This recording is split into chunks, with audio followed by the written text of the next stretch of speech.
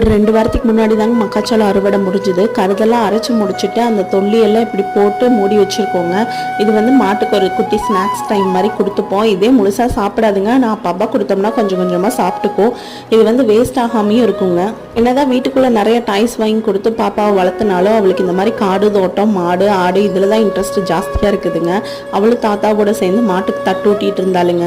நான் school college படிக்கிறப்பெல்லாம் down life மேலே ஒரு கிரேஸ் இருக்குங்க. இப்போ என்னமோ எல்லாருமே வில்லேஜுக்கு போய் நிம்மதியாக வாழ தான் விருப்பப்படுறோம். அந்த slow and peaceful morning evening அந்த மாதிரி டைம் ஸ்பெண்ட் பண்ண தான் விருப்பப்படுறோம். முக்கியமாக கோவிடுக்கு அப்புறம் உலகமே ரொம்ப மாறின மாதிரி இருக்குங்க. இது என்னென்னு பார்த்தீங்கன்னா நாங்கள் கொடாப்புன்னு சொல்லுவோங்க. இந்த ஆடெல்லாம் குட்டி போட்டு அடைக்கிறதுக்கு யூஸ் பண்ணுவோம். ஏன்னா நாய் நரியெல்லாம் வந்து தூக்கிட்டு போயிடும் ஆட்டுக்குட்டியை. அதனால இதுக்குள்ளூட்டு சேஃபாக அடைச்சி வச்சுருப்போங்க. இப்போ ரொம்ப நாளாக யூசேஜில் இல்லாதனால கொஞ்சம் இது டேமேஜான கண்டிஷனில் இருக்குது. இதெல்லாம் நீங்கள் பார்த்துருக்கீங்களான்னு கண்டிப்பாக சொல்லுங்கள். இன்னொரு அழகான வீடியோவில் பார்க்கலாங்க. கண்டிப்பாக நம்மளை ஃபாலோ பண்ணிக்கோங்க. தேங்க்ஸ் ஃபார் வாட்சிங். பாய்.